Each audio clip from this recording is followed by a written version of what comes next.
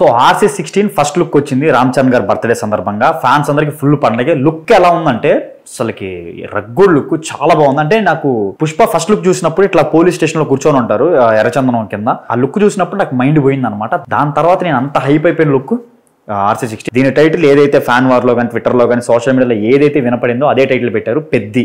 అంటే ముందు నుంచే అది పెద్ద టైటిల్ అనుకున్నారు. సో ఇంకా పెద్ది అంటే అర్థమవుతుంది ఒక స్పోర్ట్స్ డ్రామా అన్నారు. మరి చూడాలి స్పోర్ట్స్ ఎలా అంటే మాసిగా కనపడుతుంది లుక్ అయితే.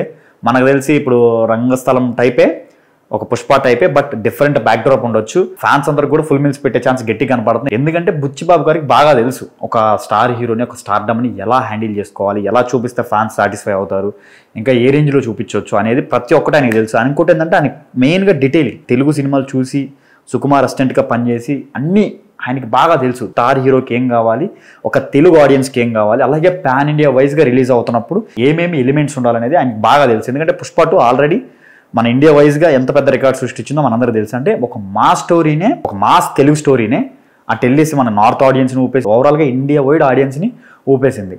సో అదేవిధంగా సుకుమార్ గారు అసిస్టెంట్ అంటే ఇంకా బుచ్చిబాబు గారు కూడా ఎట్లాంటి కసున్న డైరెక్టర్ అంటే ఫస్ట్ మనకి ఉప్పెన సినిమాతోనే విజయ్ సేతుపతి గారిని కాస్టింగ్ చేసి దాదాపు 50 CR బడ్జెట్తో పెద్ద కాస్టింగ్తో ఆయన ప్రూవ్ చేశారు ఒక మాసీ స్క్రిప్ట్ ఎలా హ్యాండిల్ చేయొచ్చు అని. దాంట్లో డ్రామా కూడా చాలా బాగా ప్లాన్ చేసుకొని ఉంటారు. సేమ్ అదే విధంగా మనం RC16 గురించి మాట్లాడుకుంటే రామ్ చరణ్ గారికి పెద్ద బ్రేక్ ఇచ్చిన మూవీ అయితే రంగస్థలం తర్వాత వినయ విధరామ ఆన్స్ అందరినీ డిసప్పాయింట్ చేసింది, ఆడియన్స్ని కూడా డిసప్పాయింట్ చేసింది. దాని తర్వాత RRR అనేది పెద్ద బ్రేక్ ఇచ్చింది, మళ్ళీ ఆయనకి ఒక గ్లోబల్ వైడ్ స్టార్డమ్ తీసుకొచ్చింది. సో ఆ స్టార్డమ్ని యూజ్ చేసుకోకుండా ఆచార్య వచ్చింది, అది మిస్ఫైర్ అయింది. ఆచార్య రామ్ చరణ్ గారి ఫిల్మ్ కాకపోవచ్చు, బట్ రామ్ చరణ్ గారు సెకండ్ హాఫ్ అంతా ఉండటం వల్ల అది ఒక మిస్ఫైర్ అయింది. దాని తర్వాత గేమ్ చేంజర్ మీద చాలా ఎక్కువ ఎక్స్పెక్టేషన్స్ పెట్టుకున్నారు.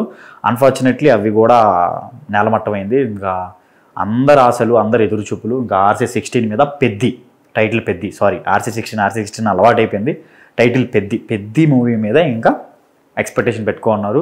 సో ఇంకా మైత్రి మూవీ మేకర్స్ ప్రొడక్షన్ వాల్యూస్ ఎలా ఉంటాయో, వాళ్ళ డెడికేషన్ ఎలా ఉంటాయో మన అందరికీ తెలిసిందే. రామ్ చరణ్ లాంటి స్టార్ హీరో మైత్రి మూవీ మేకర్స్ బ్యానర్లో చేస్తే ఆ ప్రొడక్షన్ వాల్యూస్ ఎలా ఉంటుందో ఆల్రెడీ రంగస్థలంలో చూసాం మనం. అంటే ఎట్లా తీస్తారు ఏంటి అనేది ఎక్కడ తగ్గకుండా ఉంటుంది క్వాలిటీ వైజ్గా, మనకి ఫైట్స్ వైజ్గా. ఇంకొక విషయం వచ్చేసరికి కమర్షియల్ సినిమాలు అంటే మనం వినయ విధరామ ఒక కమర్షియల్ ఫిల్ము, అండ్ బ్రూస్లీ కానీ, ఎవడు కానీ, నాయక్ కానీ, రచ్చా కానీ, రీసెంట్గా వచ్చిన గేమ్ చేంజర్ కానీ, ఇవన్నీ ఒక కమర్షియల్ ఫిల్మ్స్. కమర్షియల్ ఆస్పెక్ట్లోనే ఒక కొత్తదనం చూపించే మూవీ అయితే రంగస్థలం అండ్ పుష్ప.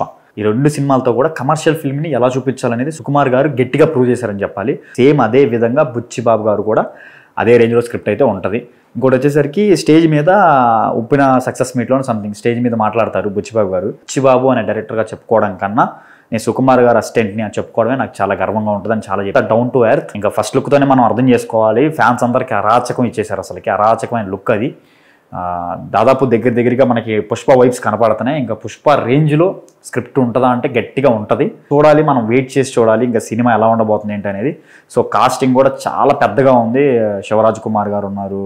ఇంకా మున్నాబాయ్ అంటే మన తెలుగు మీమ్స్లో కానీ మన ఆడియన్స్ కానీ తెలియని వాళ్ళు లేరు. మిర్జాపూర్లో ఆయన ఏ రేంజ్ ఇంపాక్ట్ క్రియేట్ చేస్తారో అందరికీ తెలుసు. సేమ్ ఆయన కూడా ఈ సినిమాలో కాస్టింగ్లో ఉన్నారు. సో ఇంకా ఈ రగ్గుడ్ లుక్ చూసిన తర్వాత ఈ బ్యాక్ డ్రాప్ మనకు అర్థమైపోయింది, టైటిల్ పెద్ద అని అర్థమైపోయింది. కాస్టింగ్తో ఒక స్పోర్ట్స్ అంటున్నారు, స్పోర్ట్స్కి సంబంధించిన మాస్ డ్రామా అయి ఉండొచ్చు.